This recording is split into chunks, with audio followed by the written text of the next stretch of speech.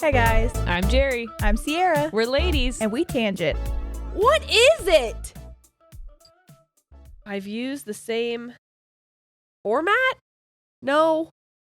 Because I have three. I have like three of them. Look at that. I saw 627 earlier today. Another one. I have 3 or 4 different things that I can click for when we record. And they're all, I don't remember what it's called. Oh, now it's going to piss me off. Jer. I thought that was a hair on there. It's fishing line for that bass. The Bush latte. You have 3 or 4 different. You think it starts with an S? I thought. I don't know. So I'm going to explain it to you guys, and you're going to, this is a little word association. Know what it is now after the episode, and then we're going to come Tuesday, we get 500 comments that say it's this word. Honestly, I hope. Okay. I hope. All right. So the reason we're talking about this is I described having a dream. Should we just say what's up first? Yeah. Okay. I just headbutted this. Great. What's up, what's up, everyone? Hello.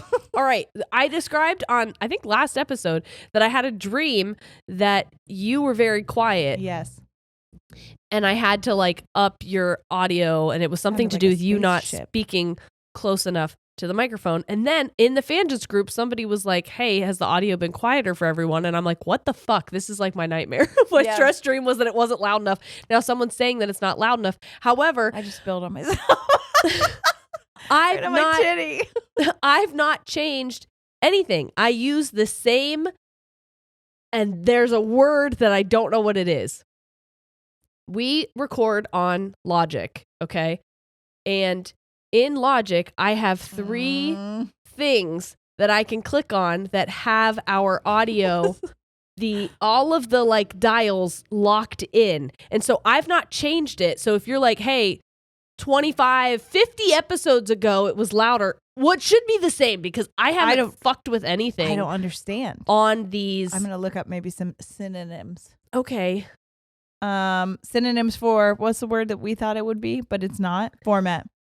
Formula? Formulas. Recipe, prescription, blueprint, plan, procedure, method. Nope.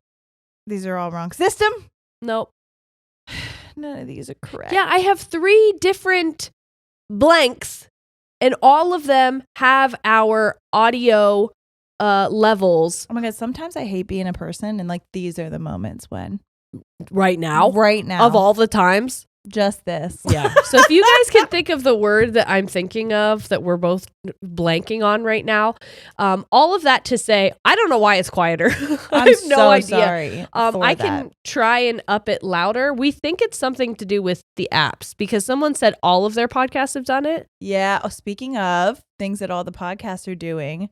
Yeah. We said before, I think it was last episode, that like, please download ours because our downloads have gone down significantly, but I think it's happening across the board because we know it's happening across the board because of an Apple update. Yes. So because of that, they used to just automatically download. If you would listen to something enough, they would automatically download the episodes, and now they don't. And however, somebody said that they checked it and it did start automatically downloading again.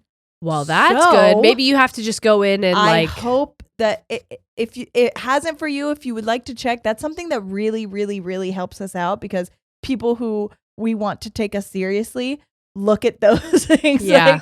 So if we want to keep doing this for a long time, that's kind of, as much as we don't really give a shit about numbers because we just care about you and our community, right? They do care about numbers. So if that's just something, a little small something, and if you have a partner who doesn't listen to us and you want to just get on their phone real fast, and download our episodes. Hey, you know that untrustworthy partner you have? While you're looking through their text messages, if you could also just go to their podcast app and download all of us, that would be so great. If they're like, "What are you doing on my phone?" You just say, "I was downloading." I was helping my friends, dude. Yeah. Why do you have such little trust in me? Relax. And who the fuck is Sarah? Truthfully, what the fuck is that? What? Speaking of what the fuck is that? You write a term paper, but they normally tell you do this before like the final. What is that? Rough draft. Draft? Maybe draft. Maybe a Is draft. draft? Maybe that's a synonym thing. Okay. We're gonna look up drafts because I NFL. do have 3. I have 3 of these, and they are drafts. I guess. Yeah. Draft But I feel might like be that's it. not the word. Okay. Synonym for draft. Sometimes I feel like in moments where you're like, that's close, but it's not it. Part of me wonders if that's when we're like, I think we're close to making up a new word. I think that's how language developed. Blueprint outline. No, but Outline's close. Good. Version, outline, blueprint are the strongest matches. That's it. You're just gonna give me 3 fucking strong matches. No. Draft, I think, actually is probably That's the probably correct. it. That's probably it. It just feels so Not right. What a letdown, you know? Yeah. Boo hiss. Yeah. You want to tell them about our week? Sure.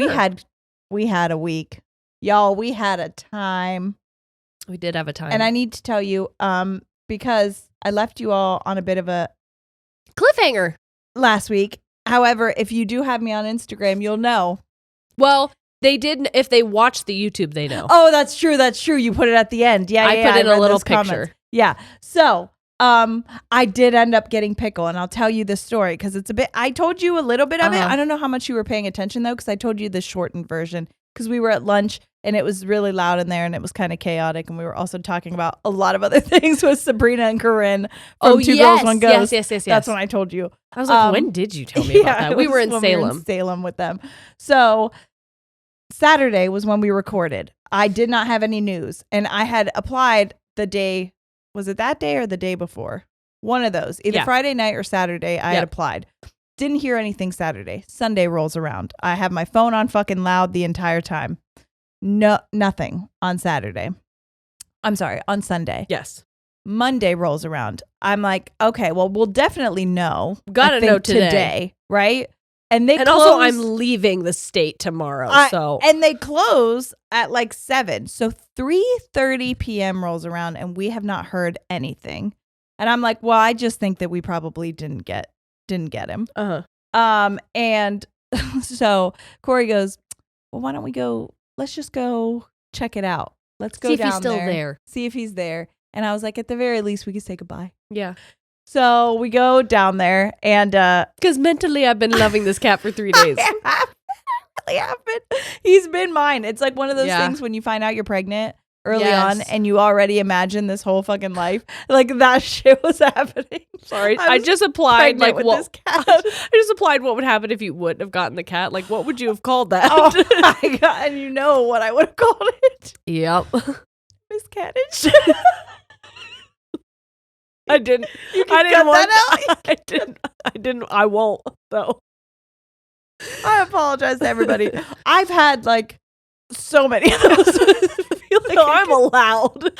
I've had quite a few. Anyways, wait, miscarriage or miscarriage? Both. All the above, dude. So I'm sorry. We've had a really hard week. so bad. So anyways, I was really scared. I wanted to go say goodbye. Okay, so we walk in there, and as soon as I walk in, I see him, but I see a family around him, a mother and like her 3 young kids. And the mom is like, the kids are just loving him because he's so sweet. He's rubbing up against the bars. He's doing his chirp thing. He's doing, and you're like, that's not just for me.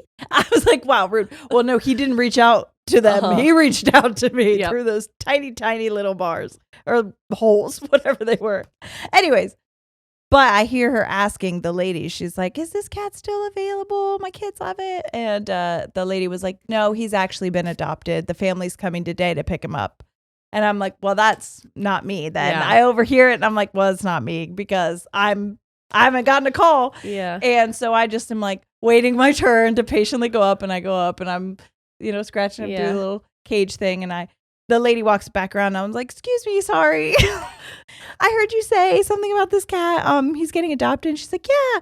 And I was like, I was wondering because I actually applied for him on Saturday, but that's okay. I just wanted to make sure he was going to a good home. Yeah. And she's like, what's your name? And I said, Sierra. She's like, Sierra what? I'm like, Sierra Parsons. She goes, hang on a second. Runs back, gets her phone, looks through her text messages. And she was like, oh, Sierra, this is you. This is nobody your cat. called you? I was like, you're lying to me right now. Meanwhile, this whole time, Corey's sitting in the car because Sawyer's in there. And I come running out and I have tears in my eyes. Tears. And he's like, I'm sorry. No. And I was like, we got the cat. In my mind, it was so embarrassing. when you were first telling that story, I thought you were going to say that they called Corey and he was like, then he surprised you. Well, with that's it. what everybody, I told my stream about it and everybody assumed that. Yeah. He still hasn't said whether he did or not. He's like, I don't know, maybe. And I'm like, I feel like you would tell me if you did. But also, maybe he doesn't want the credit. He doesn't like, he doesn't like he doesn't that like stuff. the attention. So but he acted surprised. I will say that. However, he was so ready. He was like, what do we need for him? Do I need to go get because it was a rescue cat, they had him spayed in all his shots, so it was $100 cash, and some of that went to like the Humane Society or it was a different pet rescue. But anyway, so he went to get that, and while he's there, I'm like running around the shop. I'm like, he needs a crate. He needs I bought $150 worth of stuff. I bought him a pet bed. I bought him like 60 cat toys. This cat is living treats. large. I was just like, what is a kitten? I haven't had a kitten so long. Yeah. I don't even know.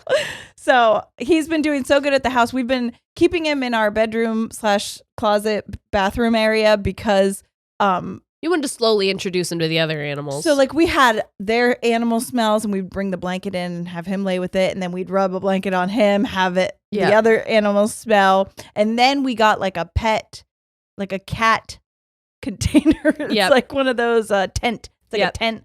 So they can smell each other. So we put him in that in the middle of the room and had the other animals come up to him. And he did not like the dogs at first. I'll tell you that. And my cat did not like him. He loves my cat. She wants nothing to do with him. Well, that's expected from her, honestly. But she was just from afar hissing at him. And so we did it very slowly where then we had him one-on-one outside of the crate, but with just one animal at a time. And then today, it's been 2 weeks, people. Yeah. 2 weeks finally. Oh, I just bet. 2 weeks finally. We had him with all the animals in the same room together. And I was like, this is all my favorite people at the same time. By the way, at the same time, me, Corey, Noah, Sawyer, we're all like hoodies, long sleeves. Because I'm like, if we have to break up an animal fight, I know we need cover. Cat fight at least. Yeah. And I'm like, I don't want the kids to get in the middle of it. So they were kind of staying away. But me and Corey were like sitting in between each animal and Pickle. And it was really sweet. She did skibbity pap Teddy a couple times. Well, he did. Sorry, I keep saying she because I've been so used to my other cat being a girl. Well, whenever you said you had that tent thing, that reminded me of when we had a feral kitten follow us home the one day, and I had something similar. Yeah, and Mosby was so curious about this cat, and he was also like. Normally he sees cats, he has trauma with cats.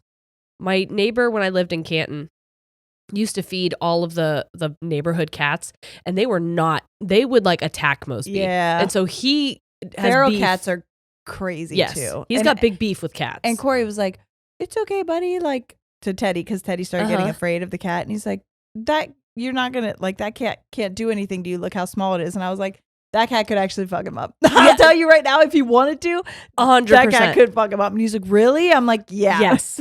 Yes. And I've watched cats fuck Mosby up. And you know how tough Mosby is.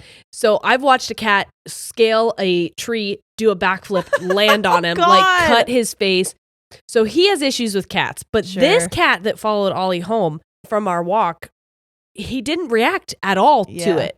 And so I was like, okay, maybe it'll be all right. Yeah. And so I had the cat in this confined area so they could smell each other through it. Yeah. This cat scaled the fucking thing and launched itself on Mosby. Yeah. And Mosby went into fight or flight, and that cat survived. Yeah. Me and my sister took it to the emergency room. Yes. We did. And in my mind, this is what I had to do. This is called cognitive dissonance, people, because that cat got surgery because Mosby broke its leg. Yes. Okay. Yeah. I'm not even going to lie about it. Yeah. Mosby broke its leg. Yep. And now that cat did fuck Mosby up a little bit as well, too. Yeah. He was bleeding. But they gave the cat the surgery, and then it was adopted. It was. It was adopted by one of the vet techs. And so in my mind, I'm like, you're welcome, cat. I gave you a home. Like, you got a home now. Exactly. Yeah. Well, I will say good time to chime in on that story because that's an important part of the tent story is that the tent that I had it's completely closed on all sides and the top. So don't assume that kittens will jump out, especially if they get scared. They're going to try to run away. I don't think that cat was trying to attack. It probably just jumped out because it was scared. Cats don't like being in confined spaces like that. Well, it wasn't. It was big. Even still, yes. You know what I mean? Now, in my mind, the way that this cat reacted to Mosby is not the first time it's encountered a dog. Exactly. You know what I mean? Especially because it was a street cat. Well, that's how Pickle is with our dogs. And I'm like, he's fine with cats. He was in this is the other sad thing I didn't tell you guys. I found out his backstory is very sad.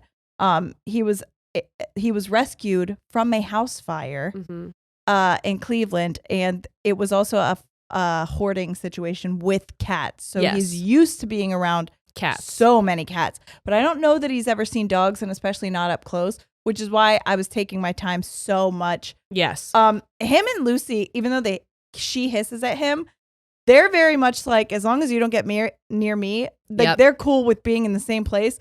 He was out with us for 3-4 hours and they just kept their distance. If he got too close to her on accident, didn't see that she was sitting up on the table or whatever, she would just hiss and he would be like, my bad, and walk away. Hey, I'll fuck off. Now, Teddy, I had Teddy on a leash the entire time because my other dogs are very cool. They'll do a sniff and then... Oh, I had Mosby on a leash. Yeah. So they'll do a sniff and then the cat will kind of meow and they go back because they're like, I'm not fucking with that. Teddy is so playful. He's still kind of a puppy. And he gets along with the other cat. Oh, he loves, they play the most together. Yeah. Like those two play so much. So he's probably anytime like, the cat would try to run away, he was like, oh, we're chased. This is a game. And then the cat would turn around and be like, bap, bap, bap. And he usually didn't hit Teddy. Yeah. And I will say he would like hiss, but he didn't ever have claws out. So I'm like, okay. So he does not like, because if he wanted to, again, he could just jump right on him. Up. Yeah. So it was, I was like trying to sit there and be like fucking Steve or whatever for Corey. And I'm like, did you see that? Did you see that right there? That's his boundary. He's showing his boundary. Because if he wanted to, he really could fuck him up. Yeah. But instead, he's just trying to teach him, like, don't run up on me. I don't like that. And so it took a couple hours. And I said, because Corey was really trying at first to keep them all apart. I'm like, let them smell each other. Let him go up. Let the cat be the one to tell them no, because they have to learn from each other. And we just need to be there in case to really be able to get in, which is why we were all in like heavy hoodies and sweats, so that if shit got real, I was like, I'll jump in. I'm not afraid. So it ended up going really well, and he's just such a perfect addition to the family. And it's crazy because I said, imagine in our old home if we were all in the living room together. Oh, hell no. How crazy that would feel. It was so spacious that I felt like none of us felt claustrophobic. Yeah, it was such a nice, like, oh, damn, we could have, it feels like a zoo in my house when you say how many animals are there, but there's enough space that they all kind of doesn't actually feel. They all have their own areas. So if they need to cool out, like, they'll just sounds like a zoo, doesn't feel like a zoo. Yeah, exactly. Yeah. But anyways, the other thing that I was going to tell you earlier, so Corey, I don't know if you know this about him, listeners. Jerry, you do. Okay. I was like, I think I've known him pretty well. Corey has an I would say an addictive personality. Corey has a very all or nothing personality. So he can't ever just do anything lightly. He goes all in.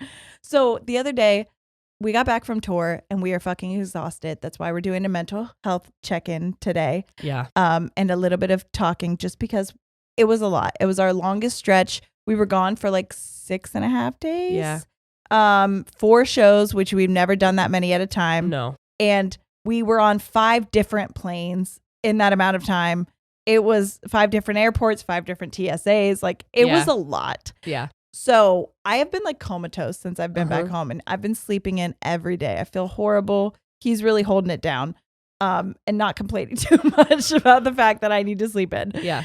And so he got up the one day with Sawyer and he comes running back into the room and I'm like, what? And he's like, I think I'd like to read.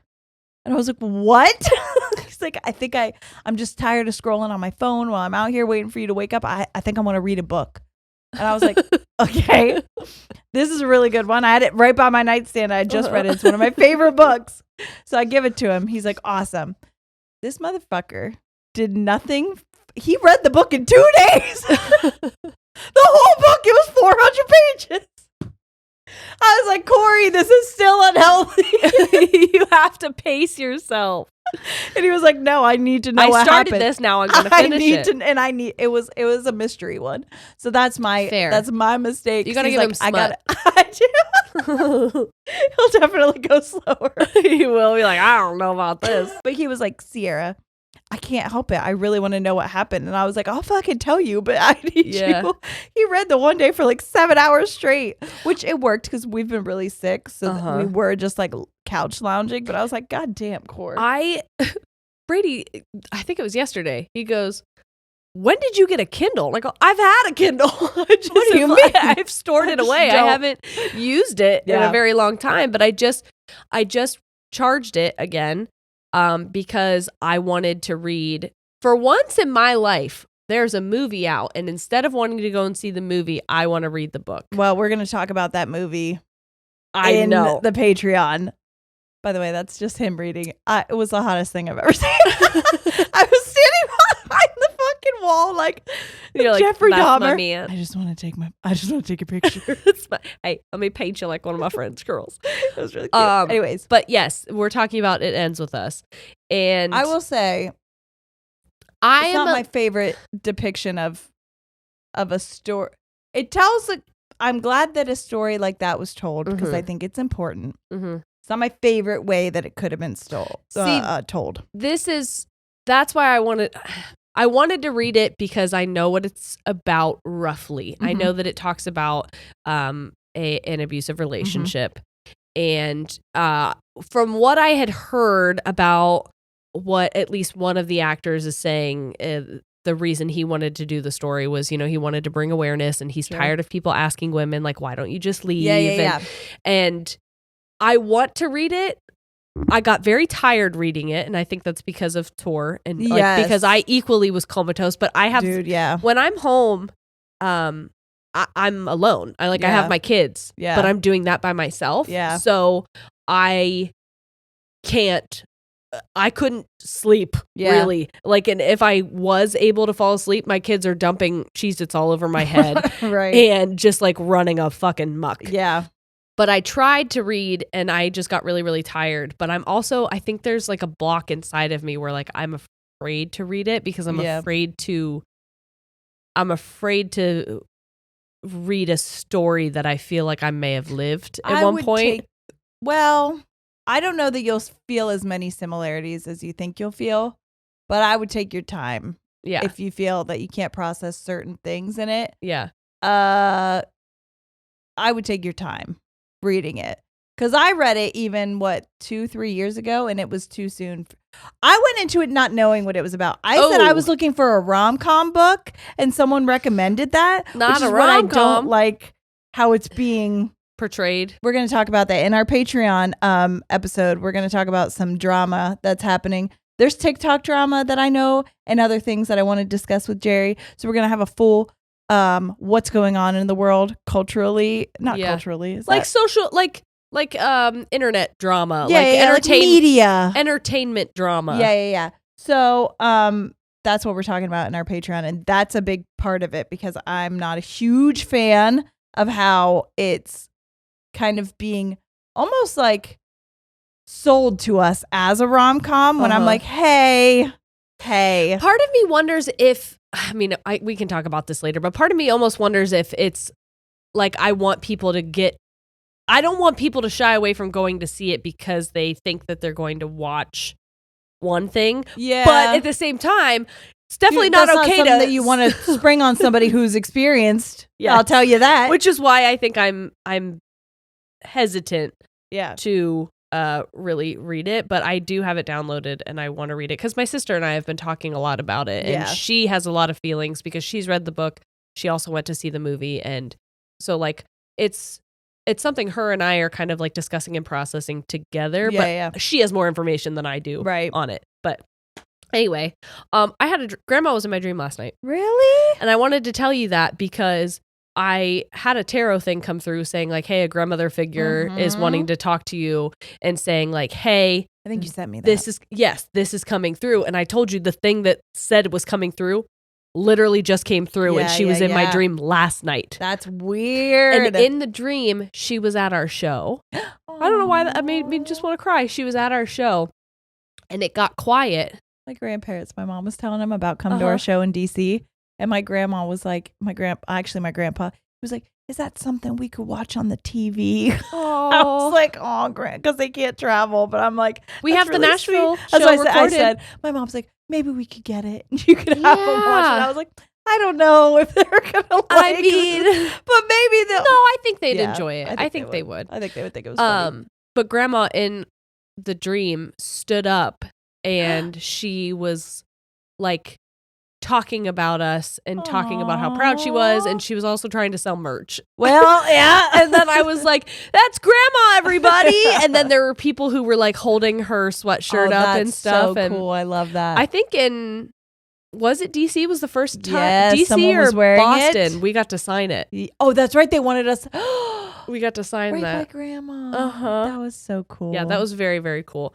But yeah, I just thought it was interesting that she was in my dream, and yeah, it was a stress dream. Yeah. About tour. Yeah. One, I had the I've hardest a fucking couple. time getting to our hotel room. It was such a modern hotel that it was like impossible. The fucking we got lost in the hotel. and it was elevator In issues. fucking what was it? Boston? Where we got lost? Yes. I think it was No, Philly. Philly. It was the very first It hotel. was, and we got lost as well. We didn't get. I was really confused. Okay, I have been traveling all morning. I was very confused. Our Also, we're hotel both room. very sick. So if you Yeah. hear us laughing like smokers cough laughing, Yeah. shut up. We're COVID negative. We're just, I think the airplane air or something hit us. Yeah. Fuck you. Airplane air plus kids equals this. But our hotel room was on the 33rd floor, okay? We got off on the 3rd floor. I just thought it was one of those really fast elevators that shoots you up really fast. So we get out and we're just like staring. We're in like a conference center. Yes, we're staring at everything. Like there's not a single fucking sign for hotel rooms anywhere. And It this was just beautiful saying, man. like conference lounge, and it was all like offices that very wealthy looking business people were in with like suits, briefcases, and we're sitting there in our travel attire, looking busted. This beautiful man comes up and he's like, "Can I help you?" And we were like, I'm so embarrassed. Sierra goes, "I think we're in the wrong building." So like, I looked at her like, how did we get to a different building? We're on the same elevator. I don't know if I thought it like shot Walk on us sideways or something, but I was so confused. I was like, this doesn't even look like the same fucking hotel. Maybe we went too far. Maybe we jumped time zones. I don't timelines. Yeah, he was like, "Well, what? No, this is a hotel. What floor are you supposed to be on?" We're like 33, and he goes, "Well, this is 3." Like, okay, well, you've gone up one floor. You fucking. We're just gonna head back into those things. But yeah, in my dream, I could not fucking figure out the elevators. Dude, and then we've been staying in some fancy hotels, to be fair. We got a reward membership, so we've been getting deals because we've been traveling so much. So we're staying in like fancy places, but some of these places I'm like, God damn. I don't know how to. Almost too fancy. It's too fancy for me. But also we were doing the show in an auditorium. Oh. And so there was bleachers on each side. How weird was it that stress dream I talked about before on the podcast that I had? We literally, that was the New York, the Gramercy. Oh, yes. Was that I walked upstairs, and as I was going upstairs to like the place where their offices were, I was like, this is literally the upstairs in my dream where I dreamt that we were getting ready behind. Yep. It was fucking weird. But anyway, sorry. And that green room was tight. No, that wasn't that one. That was in Boston. No, DC. Oh. That one was tight. Dude, I was scared in that green room. It was so small. I was having a panic attack. Truthfully. But I couldn't get the video to work. And so you could hear the audio, but the video wasn't playing. And then all of the jokes, not a one was landing. Yeah. And it was almost like it was playing videos that we don't normally play. And I'm like, this is my nightmare. This is horrifying. Dude, and that is scary because you assume certain things are going to hit. And then I was just telling Corey this because we were talking about stand-up comedy and how like what an art it really is sometimes. Yes. And I'm like, I don't say that I'm a stand-up comedian in any way, but I have performed live and I do comedic bits. Yep. In the show, we have parts that I know will land comedically. Yeah. But it's very interesting because some places it hits so well and some places they don't. And I'm like, you can never guess what's going to hit where. It's and I think all based that's on why, like the crowd, and it's just wild. I think that's why I was thinking about. So if you ever just want to throw some pity laughs our way, just please we do. We love it. We love it. I was thinking about these next shows. So encouraging. And how there's certain bits I think I'm going to stop doing. Okay, sure. But they hit so well. They do. They hit so well, but also I know they're low-hanging fruit. Yes. But it's Maybe hard to let go. More. It's hard to let go when they hit as well as they do. You know what I mean? True. We do get good laughs. I know it.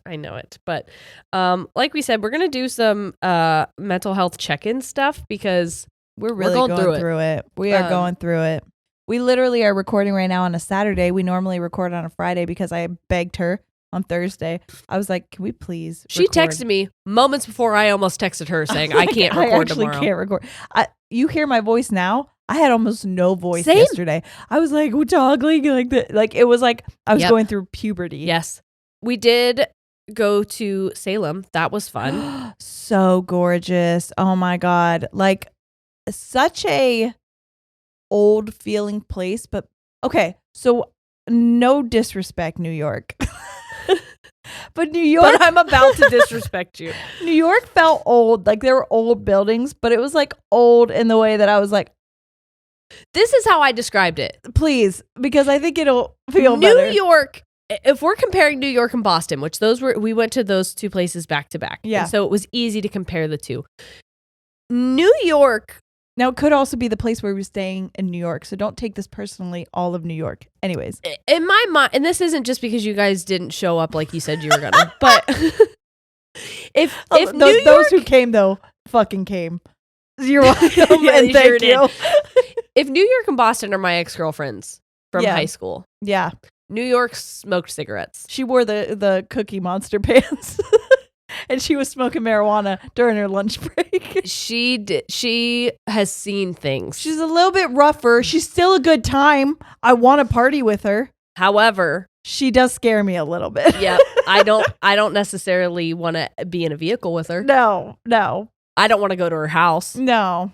I don't want to drink after her. Boston, though, Boston's a good time, and she graduated cum laude. Or whatever. I still don't want to. That's why I feel like I would probably fit in better with New York's. I don't understand cum lattes at all. Cum latte is beautiful to look at, but also I feel like you're gonna make fun of me when I leave. I thought you were saying a cum laude. A cum laude. First of all, it's spelled CUMLAUDE or something like that. Laude. But now if I switch it to latte, it's cum latte. I love a cum latte. That's better. Oh my hell. Yeah, I feel like Boston would have made fun of me when I turned around and left. Beautiful, beautiful place. But Salem wouldn't. Salem's their little sister, and Salem's she's dope. their little sister, and she's weird, dude. But she's weird in a way that everybody is a little afraid of, but also finds endearing. She still came from the same rich family, though. Yes. But also she parties like New York. yeah. She fucking throws down like New York does.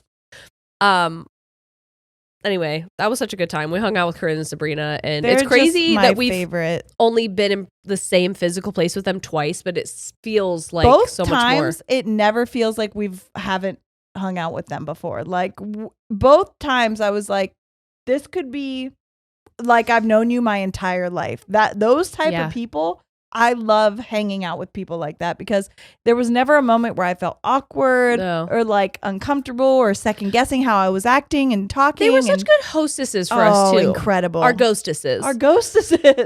They took us to a place where we had our our auras photographed, like our energy So photographed. incredible. And I cried. Like yeah, the it was woman really cool. read our photos, like described everything in them. We have it recorded and I'm going to put it together for us. But Yeah.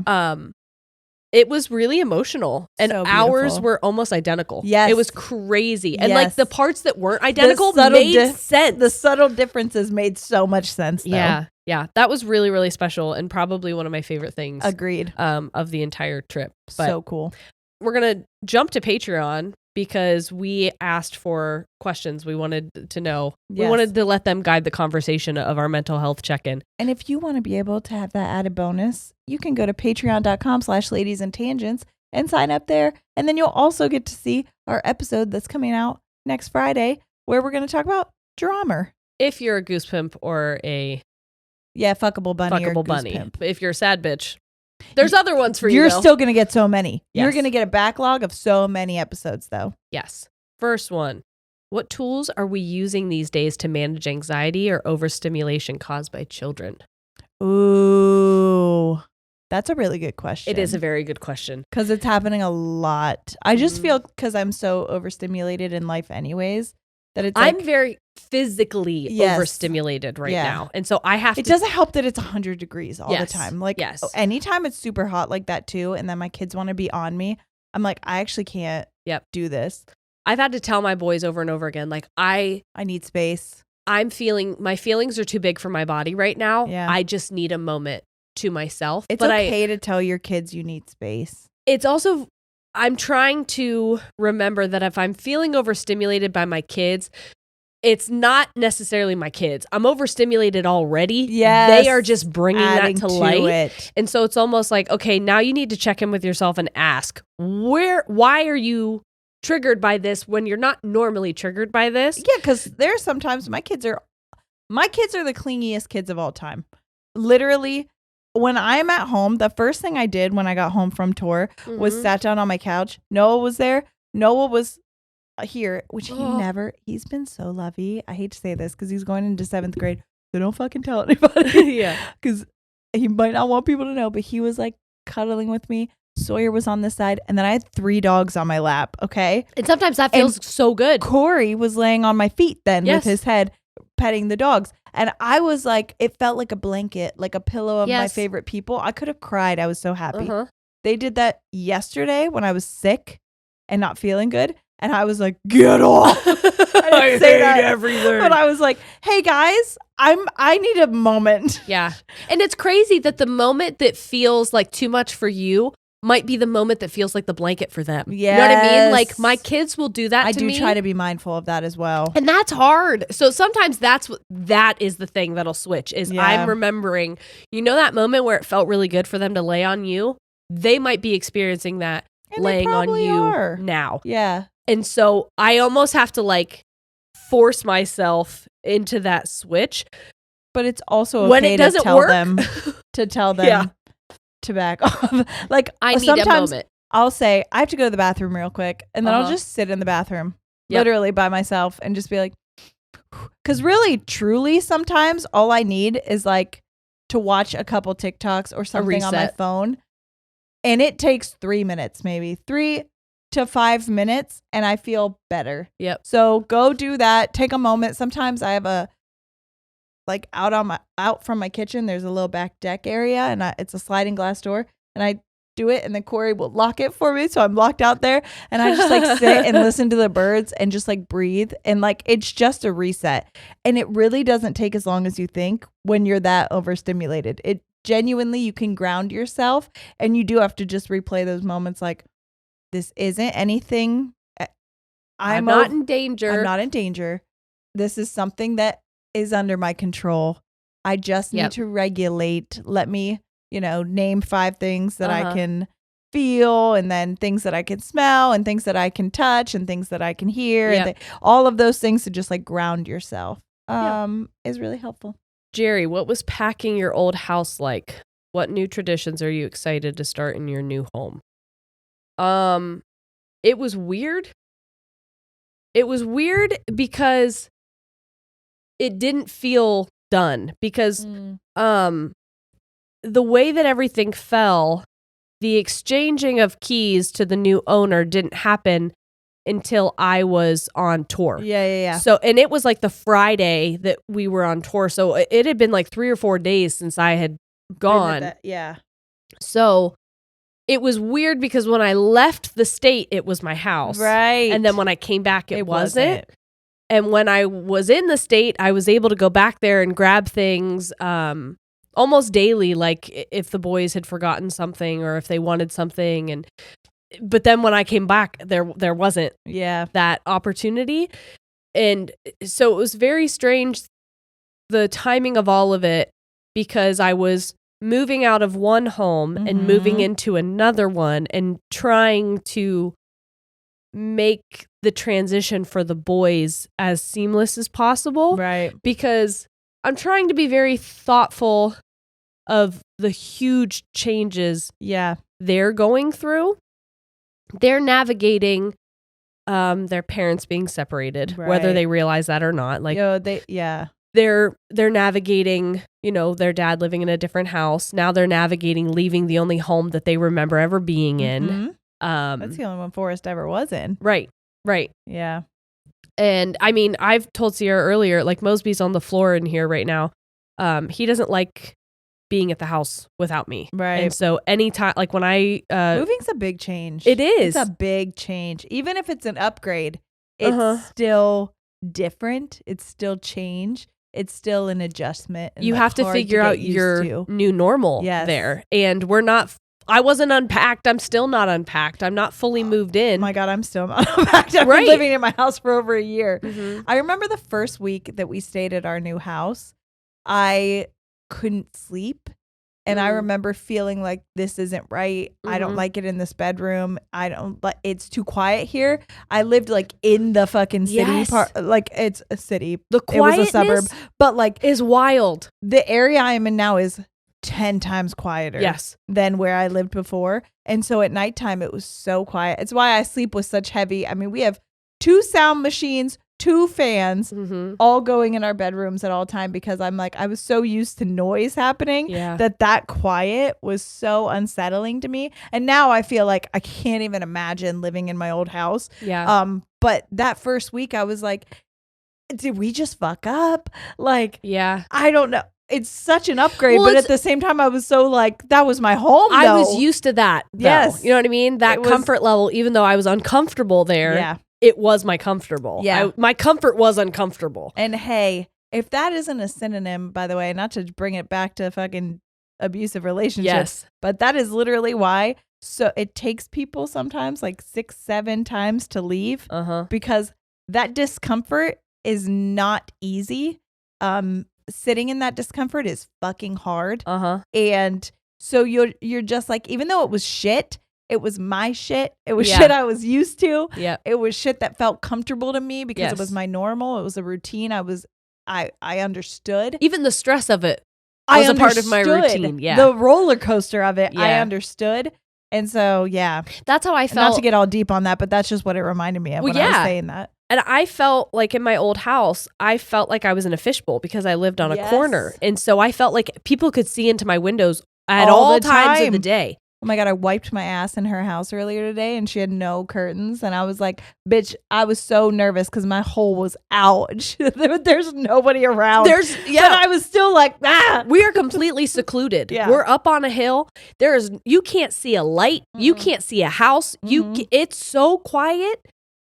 And like, I lay in bed and I can see the stars. Like, it's crazy how different it is. But there's an emptiness and a loneliness there. And it's something that I'm trying to get used to because that's a lot of house to be in by yourself. Because, my boys aren't with me all the time. And so there's a loneliness when they're not there.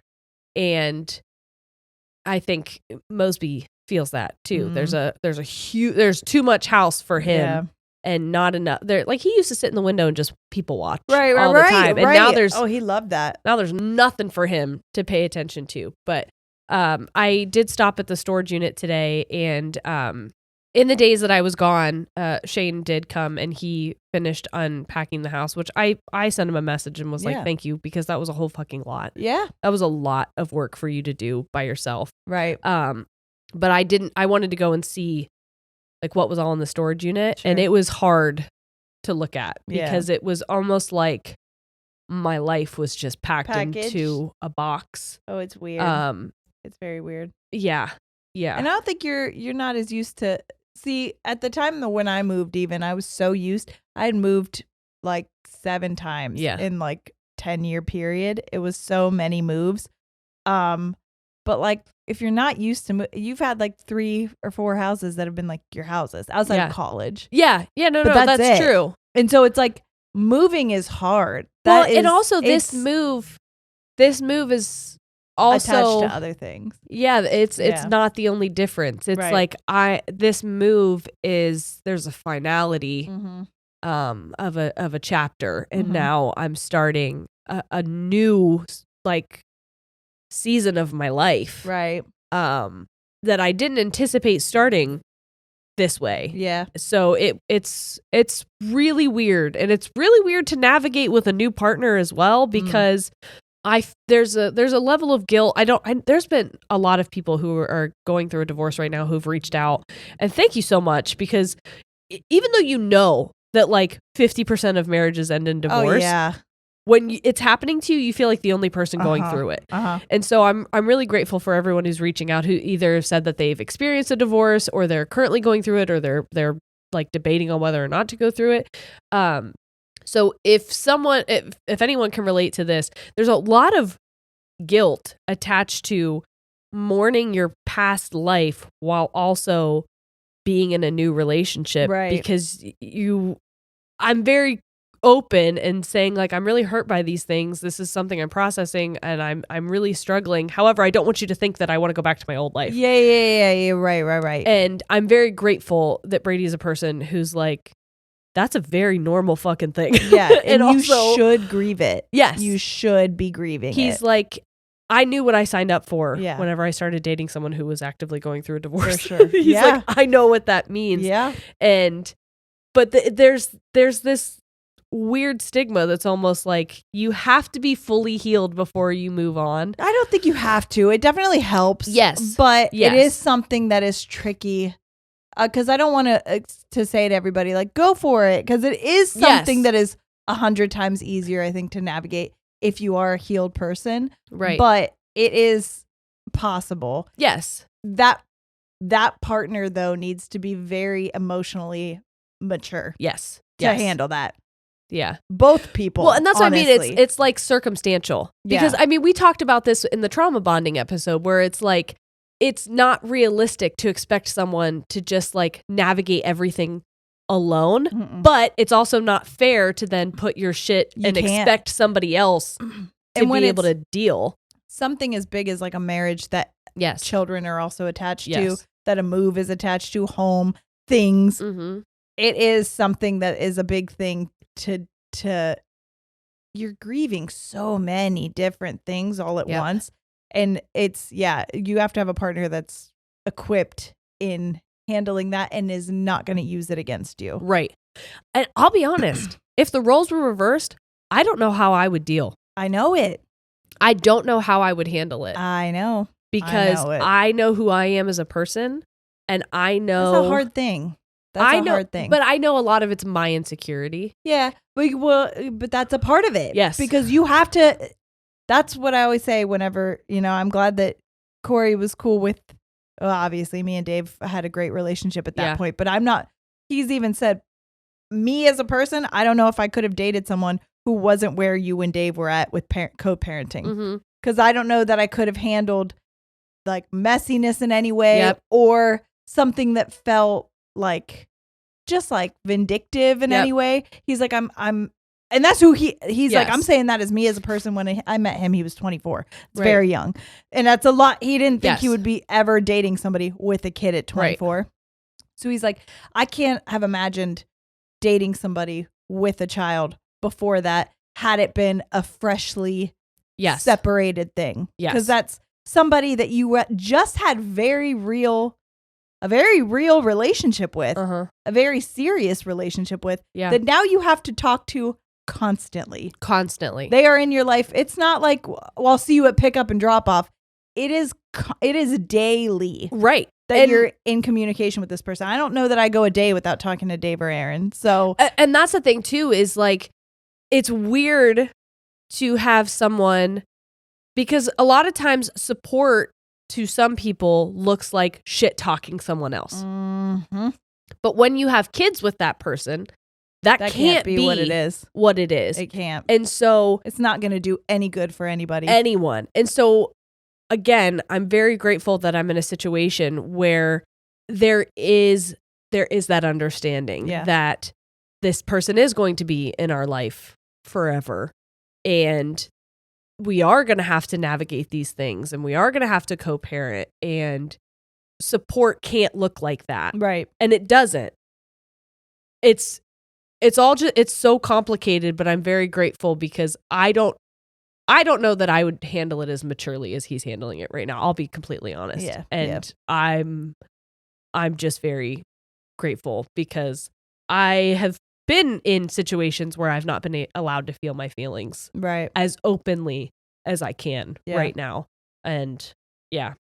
I'm curious what impact, positive or negative, streaming has had on Cece's mental health. Oh my God. Honestly, the most positive. It's really weird. It's like unlocked a part of me that I'm really proud of. Because it's something I thought that I would give up on quickly. You think? Well, I think Corey said to me, he said, Sierra, I think one of your biggest weaknesses is not believing in yourself, Yeah. not understanding who you can be. Yeah. And so I think I thought I would fail more than I thought I would do something good with it. Yeah. But it was almost like a test to myself to be like, if someone else isn't depending on me but myself, Yep. will I continue to do this? Right. If it's not like a huge hit, which, by the way, bigger than I ever thought it would be. Like, I'm so grateful for everyone that tunes in. When we Yeah. were doing meet and greets, the amount of people that talked about it, that was absolutely incredible. So thank you so much. Yeah. But it's outside of what it feels like, because honestly, it feels like a fun little like night with my friends. Yep. It doesn't really feel like working, although there is a lot of work. Like Yes. I edit all the videos that I put up then on YouTube, and like I do learning technology that way by myself Yep. is fucking hard. Yeah. Like, it's so, and my mods, I have like Discord Yeah. mods and mods in the Twitch that have been so helpful. They like walk me Mhm. through it like I'm a baby sometimes. So thank you so much. You guys know who you are. Yeah. But other like the technology part of it has been really hard. And there have been moments where I'm like, I as a 33-year-old, I just can't understand this. This is for you kids, and I'm just gonna stop. You And then I'm like, youths. I had to teach myself, like, really think it doesn't have to be perfect. I don't have to look like a professional streamer Right. the first stream. I don't have to have a professional background.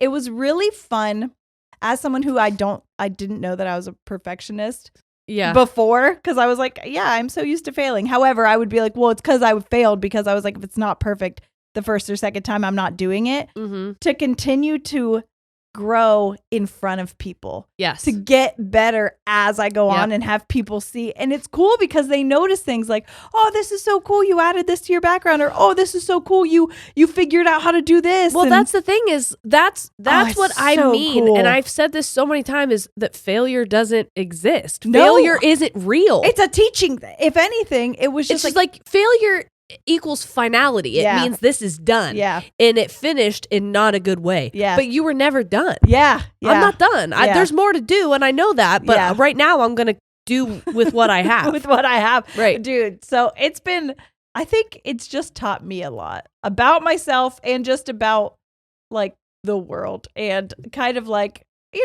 that you can do hard things, and you don't have to do it perfectly. People will like you for you. And that, yeah, it was just kind of a really cool adventure.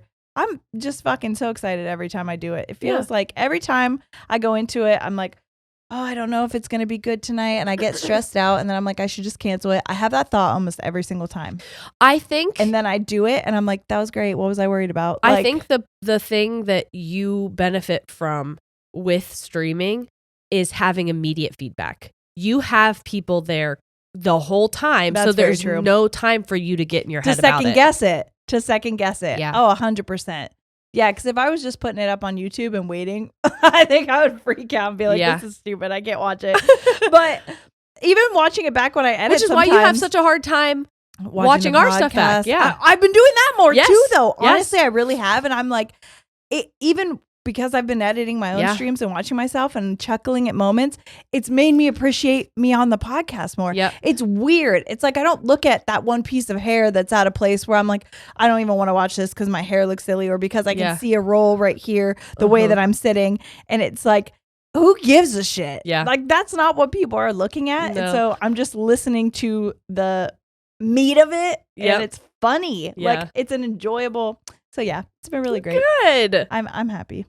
What has or has not worked for you with therapy or things like CBT, EMDR, etc.? Especially EMDR. I'm hopefully going to start it soon. I wanted to know what it was like or if it helped. I think all the time about how I would like to do another EMDR session. For sure. Um, I think it would really stir up some stuff now. Oh yeah, you know? because I'm going to try and speak thoughtfully, but also in a way where I can tell you guys something. Yeah. There was a session that I did with the EMDR where I was focusing on a specific person. I remember this, I think, from you telling me. And in my brain, which this is so fascinating to me because EMDR is like to the core. It's your subconscious. This is stuff that you're not even aware of. That shit's buried. It's deep. And when I was thinking of this person, my brain was like, they won't hurt you like they think you're going to. Yeah. Like you think they're They going to. won't hurt you like you think they're going There to. you go, yeah. You don't have to worry about it. They are not going to do to you what this other person did to you. They are not this person. Fast forward to now, knowing what I know now, I wonder what would come up. Yeah. Because it turns out that person did hurt me Yeah. in the way that I thought they would. Yeah. That person did turn out to be. So it was strange that my subconscious believed whole fucking Your heartedly. subconscious was trained to like defend See the that best. person to the fucking core. Yes. But in my mind, it just went to show that like your perception is powerful. Yeah. And the filter in which you view the world through is fucking powerful Yeah. and deep. Yeah. And so this person who I vehemently defended to people and I was a ride or die for and I was willing to risk anything for, Mhm. I truly saw the best in them. Mhm. I truly believed that they were good Yeah. and that they loved me and they wouldn't hurt me and they wouldn't put me in danger and Mhm. that anything that they had done that was a misstep or that was problematic was no fault of their own. Yeah. But now that I have some more context, Right. I wonder what would come up. Yeah. Yeah. Yeah. And so I haven't had the opportunity to do more EMDR this year, really, because every time I see Kay, I'm like, you're not going to fucking believe what's happening right now. Sorry, that got me. Truthfully, No, I feel it. I've not had any time to like do really deep internal work Mm-hmm. because of all of the shit that's been happening For real. week by week. I mean, it's almost like clockwork. We can predict when shit's going to happen. Hey, and I do. I'm not even involved, and I predict it every time. I'm like, I bet you something, and then boom, right when I said it would, that's when. It's always right before we have a show. Yeah, It's always right before we have a show. yeah, every single time. Yeah. And so but luckily for me, I have developed a skill over the last however many years of having to compartmentalize and Yep. put that shit It's away showtime, baby. in order to perform because Yeah. it's not unusual that that's happened. But what has or hasn't worked? I think the coolest thing about it is it's revealed my actual subconscious, my Yeah. actual belief system, and it helps give me clarity in a way that like just regular talking couldn't. For sure. Because with EMDR, when she does it with me, I'm just sitting there watching her hand go back and forth. And there, in my mind, I'm like, there's no fucking way that this is going to do anything. I still don't think that would ever work for me. I thought the same thing. I really did. Apparently you can do it by yourself. I believe that, but I just feel like I'm not programmed. Someday I might fuck around and try it. I Do don't it. know. I think you should. I don't know. But I think that I feel like you could Google a fucking tutorial. well, someone doing it's it. just that you create a alternating thing for you to focus on, and then it just lets your mind drift. And I'm a very visual person, so I like see and hear things. I like yeah. I don't know if my brain works like that. I It'd be think- interesting to see. Now, it can be very scary. My first time I did it, I was very scared because I didn't know how my brain was going to react. So I Yeah. didn't know if I was going to experience things I didn't want to experience, Right. if like stuff that I had locked behind a door was going to open up and turn the light on, and all these memories that I had suppressed were going to be played out in front of me. You know when that That's shit not what happens? happened. You know when that shit happens to me? When I'm driving. When I'm driving with just Well, yeah. music on and I'm like going through the motions, then all of a sudden I'm like, drama. Uh-huh. It's like, it's fucking, Yeah. it just happened. Probably and then not I'm as like, safe as when you're just like I sitting know, somewhere. I'm like, oh shit, I forgot that fucking happened. Yeah. Shit. So I think if you're someone who gets in your head a lot, and you need clarity and it works though. I'll tell you what, when you actually do focus on something, there was, I experienced, sexual trauma, and I was really scared Yeah. to deal with that and process that. But what came up didn't re-traumatize me, and it didn't make anything worse. Yeah. But I do, in my day-to-day life, notice a difference for the better because I healed parts of me. See, I think I remember I think it did its damage over time. I think that's why I can't cry. I think it did. I think those things. So I'm like, I don't know if it being brought up would do anything. I want to be like, talk me through how to be a normal person again. Well, no, how do my emotions work again? Part of me wonders if it would do that. If Yeah. it would go back to when your body stopped feeling and Because I could really break think that that's apart. yeah. Like when things get too heavy for me, my emotions like shut down, and then I'm just like, people are like, you should be crying right now, and I'm like, well, probably. I'm not. Instead, I'm joking and having a dead face like this Yeah. at you, and no. you're I like, wonder this if is a really traumatic thing, and I'm like, probably is. I don't know. I wonder if you could focus on that. Yeah. And That see. I would almost be scared though, because then That's like, what I mean. when It's things would- scary. well, I would be scared of like happy emotions, like just bawling then after Oh, shows that and shit happens. like that. That happens to me. Because sometimes I feel so overwhelmed with happiness, Yep. but my mind tells myself this isn't actually happening to you, so it's like fine. Interesting. When we have shows and things, when we look out and we see everybody, the way I can like not have a total breakdown moment about it is because my mind will literally be like, this isn't for you. This isn't happening to you. Interesting. So you gaslight yourself Yes. actively the whole time. Yes. Interesting. Yeah. Interesting. See, I was afraid. I don't know why. I think you have to be in a place to completely fucking be ready to experience life in a totally Yeah. different way before you Maybe do when we're EMDR. not touring.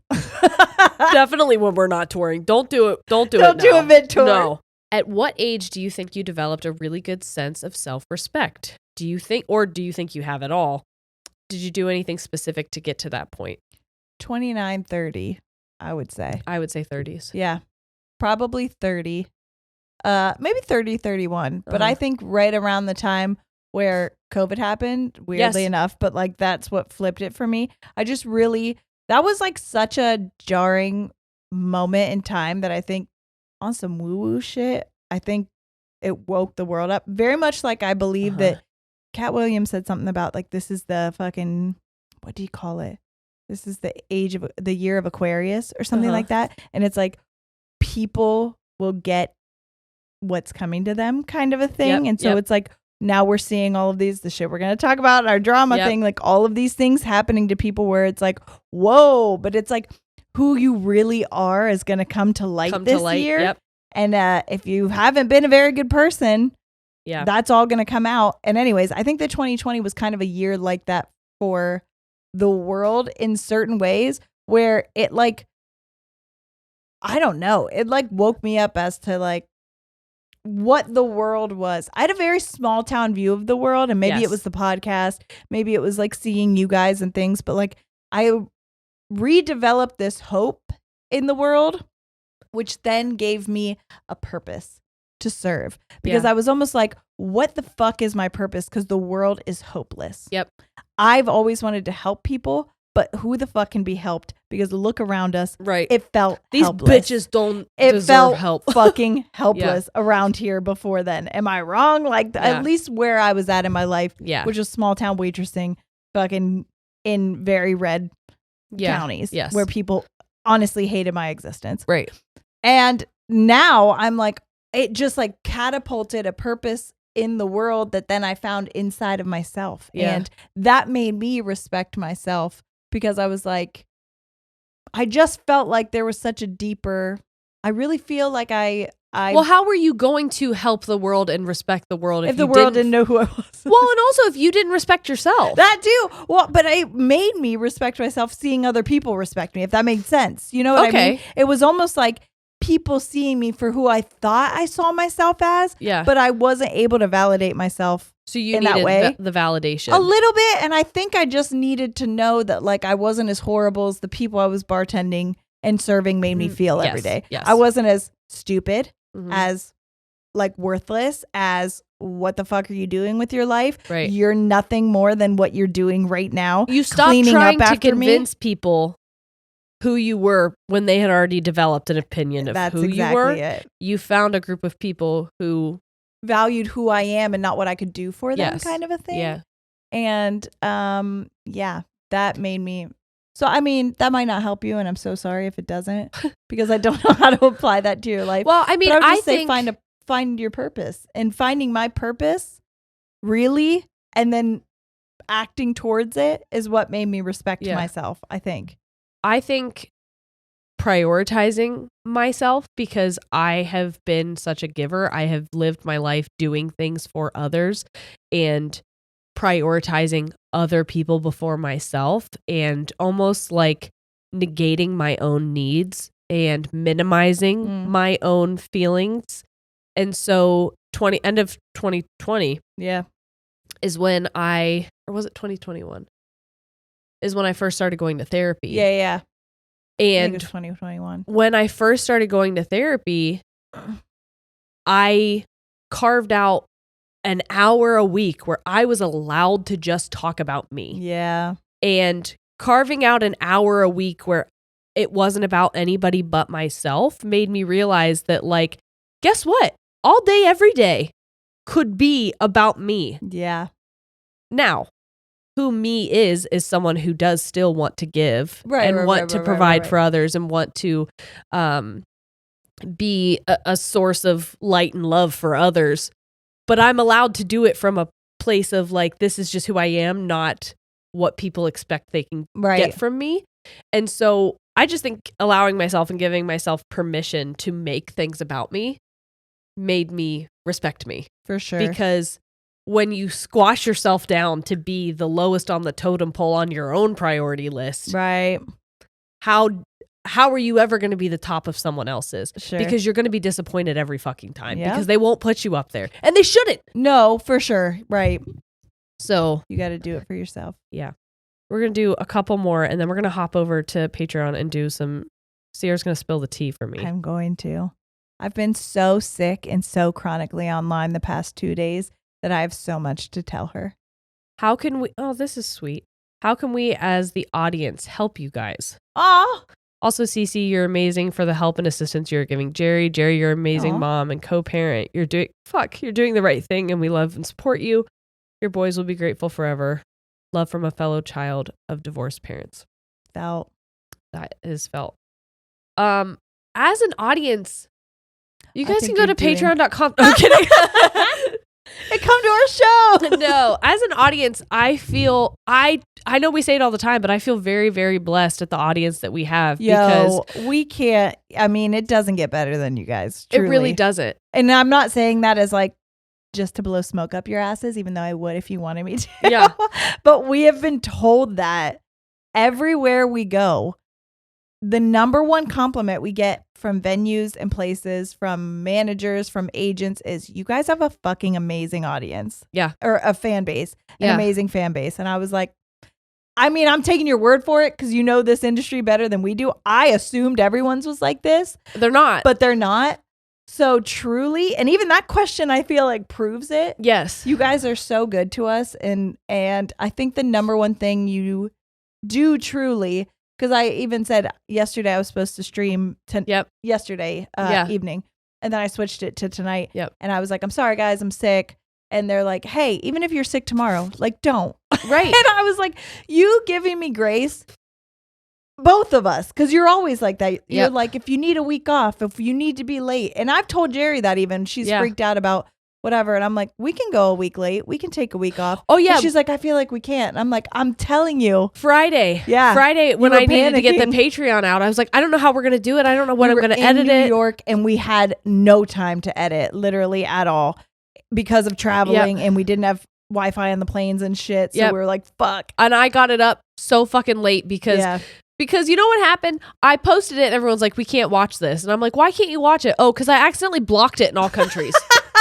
I don't know how I did that, but I blocked it in all countries. And then, so I didn't even get to fix it. Because she did stay up. We literally both stayed up after the show until like 2 a.m. while she was editing, eating Taco Bell. Yes. After doing a fucking show. Yeah. To try to get it up. I wanted to get it up. Yeah. I feel I never want to take your kindness for granted. Which is why I'm doing it tonight, even though I feel like ass streaming wise. But I'm like, that's but knowing that if we really desperately needed it, you guys would be completely fine with us taking time.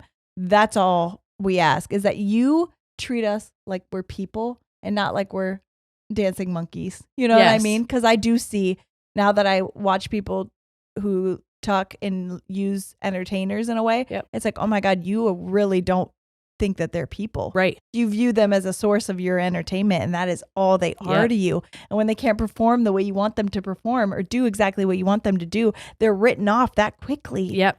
That sucks for them. Yeah, because then they're not a person at all anymore.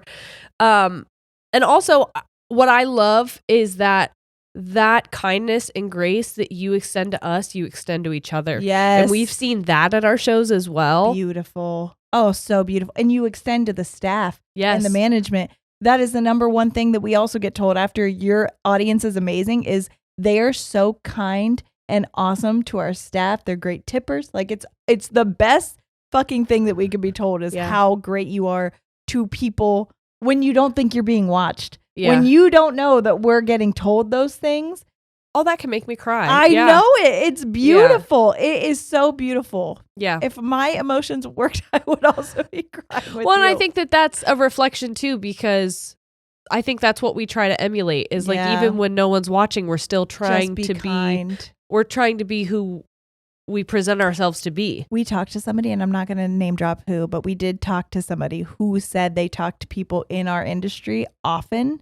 And they're like, it's crazy because who you guys are on the couch, you're exactly who I thought, like you're exactly who you are. Yeah. And we looked at him like, what the fuck are you talking? He was like, well, some people just turn it on. It's their character. And I'm so when I'm around them, normally they act completely different. And I was like, I can't imagine having to put a fucking face on. And then also, how do you live in the world? In my mind, I'm always like, being worried that someone's going to catch you off your game. Yeah. That has to be exhausting. I don't even know what character I would do. I don't want to be anything other than me. I don't want to be anything other than what I've been trying to be lately. Last one. As a duo, have you felt any shifts in the relationship since all of your life changes? Soybeans, the divorce, new houses. And if so, what are the highs and lows emotionally of the dynamic you had versus what you have now? What have you taken on for each other, both subconsciously and on purpose? Oh, I'm so sorry about that question because I'm not gonna lie, it had so many parts to it that I forgot half of them. No, you're good. Give them to me slow. Okay, give it to me, Rachel. All right, we'll go piece by piece. Thank you, because I was like, shit. After the third one, I completely forgot what the first one was. As a duo, have you felt any shifts in your relationship since all of your life changes? Probably. I say But, yes. I mean, how would we not? yeah. Yeah, you have to. Yeah. I feel like, Give me a look at the camera. I'll and if so, what are the highs and lows emotionally of the dynamic you had versus what you have now? I'll Sure. say this. What we have now, I think, is so much more honest Yeah. than what we had before. Yeah, for sure.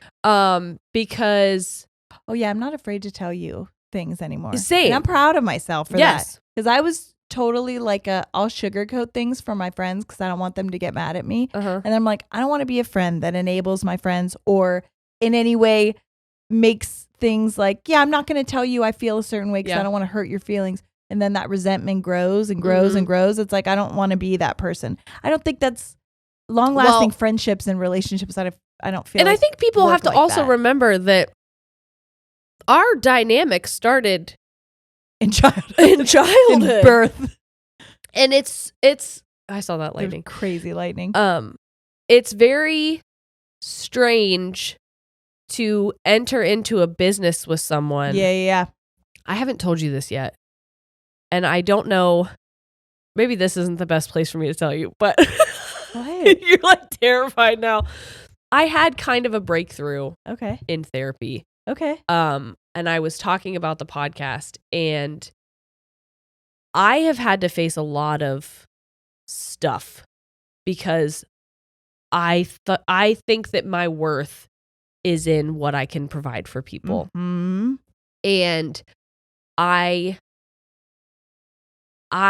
realized that I don't even know how to say this. I've always viewed myself, this is going to sound so fucking shitty, but I'm being 100% honest. Okay. I've always viewed myself as better than you. I knew it. I knew that. I've always viewed myself as up here. Uh-huh. Not even because I think I'm smarter than you. No, I know. And I don't think I never thought I was prettier than you. It was never on paper. Yeah. It was always just because of like our families. Yeah, like what we I mean, that's how we were raised. it was almost like It was ingrained in us. Yes, it was almost like Yeah. societally, if we're going to go and look at, our lives, I went to college, you didn't. Mhm. I got married before I had children, you did it. And those were like, all things that were put on us as like core values. yes, Good things. yes. And even though I feel like I've worked really The right way hard, to do life. yes, I've worked really hard to like tell myself that's not de-work it. that? Yeah. Yes. There was still that feeling. Yeah. And recently, when my divorce started to happen, I'm going to get really emotional. You've helped a lot and you've picked up a lot of stuff. And I realized that I started to feel my worth go away. And I listened to an episode where you were talking about being afraid that it was going to take off without you. And I was seeing you do things without me. And I felt that. And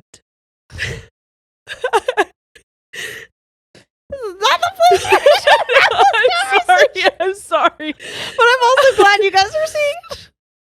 But I felt it. Look at Mosby's like, are you guys okay? What's going on? Come here. Should I be here for this? But I realized that, like, it had nothing to do with you and everything to do with me still not believing that my worth existed outside of that. Oh. And so even I felt so guilty because I almost wanted you to still be less than me so that I could be more. God, I'm so glad you're telling me this. I'm not even kidding because that's shit that I've felt for a long time.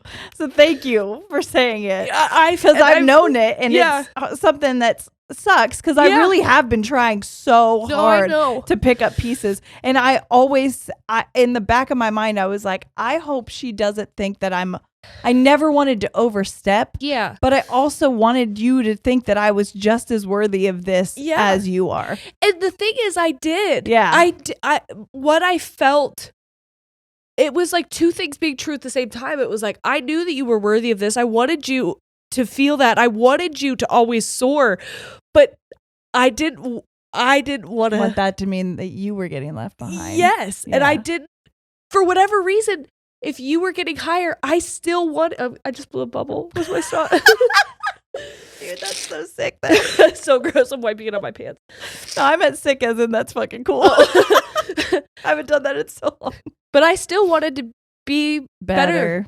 I still wanted to be better because for whatever reason, that was the dynamic that we grew up with. And if I wasn't, it was almost like, who am I then? Yeah. Yeah. And like, you could cut this part too, but I've always wondered, because I even said this the other day. I was like, the competitiveness thing is cute, sort of, but sometimes I'm like, is it like a competitive in a way that's like, no, I need to be better than you?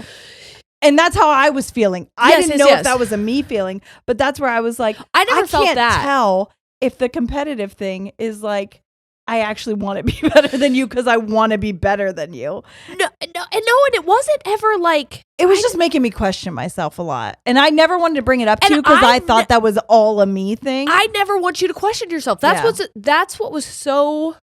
why I felt like in therapy it was such a breakthrough for me. I was going to bury that shit. I never would have brought that up to you because I'm like, I don't think even if and I truly did think it was stemming from childhood things. I'm like, I'm not going to bring this up because it's almost a sibling thing. Yes. Because we grew up as siblings, as in you're my older sibling, even though you're literally 9 days older than me. Yes. But that's the dynamic that was given to us is Jerry's older. And I'm like, well, by 9 days. So like, it was always that way. You knew how to do life, and I was just fumbling along in it. Right. And people still treat me like that. And I never wanted that to be the case. And I've said it on the podcast. I've said it off the podcast. I hated when people would congratulate me and say, thank you for bringing Sierra along. And I was like, she's done so fucking much. Yeah. But I think I still felt like that was my worth, was being more capable than you in certain things. And so when you were learning and you were growing and you were doing, I was like, oh no. But also, ew.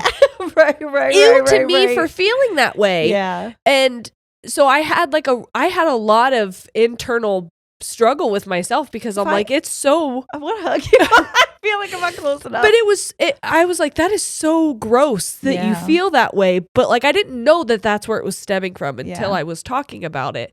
And that's kind of, I didn't read these questions beforehand, but when I saw the dynamic thing, I'm hoping that in the future, that's something I'm going to work on, is like a rising tide lifts all ships. Like you being successful, you being competent, you doing all of these things is benefiting both of us. It doesn't mean that I'm going to get buried. It doesn't mean that I'm going to get left behind. Not at all. This is the first time in my life where I have really felt less than in a lot of ways. Well, I think that's a lot of everything else that's going on too. And that's totally understandable. And it's hard. It's very hard because I don't know how to deal with feeling less than. I know. And I realize that's my home base. That's my home base, baby. And then I get so, I'm doing it again. I get so sad thinking that's where I've lived. Yes, that's your baseline. That's why I feel like I don't want to over celebrate, but things like the stream were a way for me almost to myself to tell myself, you can do it. It's because a little bit of me needed to prove that it wasn't you carrying me along. Yeah. That you weren't the reason I was successful. Right. That you weren't the reason people found me funny. Right. That I could be entertaining and be funny and be a person people like to watch without alone. Me. Yeah. No offense to you at all. No. But just, I know that's what people outside of even you have thought about this whole thing. And it was something that, like, whether I let it really affect me or not, I knew in the back of my mind bothered me. So thank you for bringing that up. Yeah. I'm sorry you had to do it here. Well, I mean, I chose to. That's I brave chose of you, to, so but thank you. Yeah, it's been something that I thought about it today. That's really nice. Because I was like, I really appreciate that. She is in her boss shit right now. Dude. Like, you are in your fucking bag. And I just feel like I really feel comfortable in that. I know what that feeling is. And it feels so fucking good. And I think because everything is falling apart for me right now, I know. I'm like watching it happen for you and wishing that I was there. Yeah. And so, but you are. But you are. I'm not. I know, but you I'm are not. in so many ways. It just I'm not. is also coinciding Yeah. with the bad. Yeah. And it's there's so much outside that like I don't have enough emotional and mental energy to pour myself into stuff in the same way that I once did. Oh my god, I'm so disgusting. I was going to say, oh my God, the way that I just bought Noah, I was supposed to buy him 2 things of tissues for school, right? I was like, I'll buy 3, obviously, and I was doing it on a Walmart order because it was late and I needed them before he goes back to his dad's. And so they came to my house and they were 3 4-packs of tissues. So I have 12 Oh damn, I fucking need packs that. of tissues. I almost brought one to the office and now that just reminded me. I was No. like, damn, I should have brought the fucking tissues. No, I'm just gonna wipe it all over my So jeans. sorry. But So sorry. no, that's okay. I know I'll get there. I know I'll get there You will, again. dude. This is such a And I'm sorry that I never wanted felt you. that. I was scared that you were going to, like, there was going to be a bowl of resentment there. And I was like, I hope she knows that everything I'm doing is just to keep this. I wanted to take things off of your plate. I know. And I never wanted to make it feel like, I got it now. It's mine. It's almost like, give me the reins so you can But I figure also this stuff out. that's hard for me though, I know because it when is. people have asked for the reins before and I've given it to I them, know. they've used it against me. well, and I like would never do that. I know. Yeah. And neither would Brady. Right. And neither would my sister. And Yeah. so like there's people in my life who are asking, but because I've been so burned, Yeah. it's very hard Yeah. for me. So Well, that's also why I didn't ask. I just started doing it. I'm sorry about that. But I was like, I'm just going to, I feel like it has to be done. Oh, You no. couldn't have too much yeah. on your plate. It was going to bury you. And Yeah. I also didn't want to see that happen. Yeah. So Sometimes I feel like you don't know how to say no to things I don't. when it comes I to don't. piling on your plate. I don't. I think in my mind I have like a big sturdy dish and I have a paper plate really Yeah. is what I'm dealing with. And so I'm Yeah. like, oh yeah, go ahead, toss some more on there. Meanwhile, it's like fucking seeping through the bottom, about to fall apart. Yeah. So Fair enough. anyway, I hope you guys enjoyed whatever the fuck that was. You wanted a mental health check-in. That means There we it is. cry. That's the truth. So, all right. I have to go stick stuff up my nose and probably wash my hands. I'm not going to wash my hands. I don't know why I'm lying to you. Okay. Thanks for hanging out, everybody. Come see us on tour. Yes. Ladiesandtangents.com. Go find a place near you and then patreon.com/ladiesandtangents. And also get on your friends and your mom and your dad and your grandma and your partner's phone and you download our episodes. Yeah, we know that grandma's not using her Spotify app. Get on there. Hell yeah. All right. We love you so much, everyone. We'll see you next week. All right. We're out. Goodbye. Going bubbles with my nose.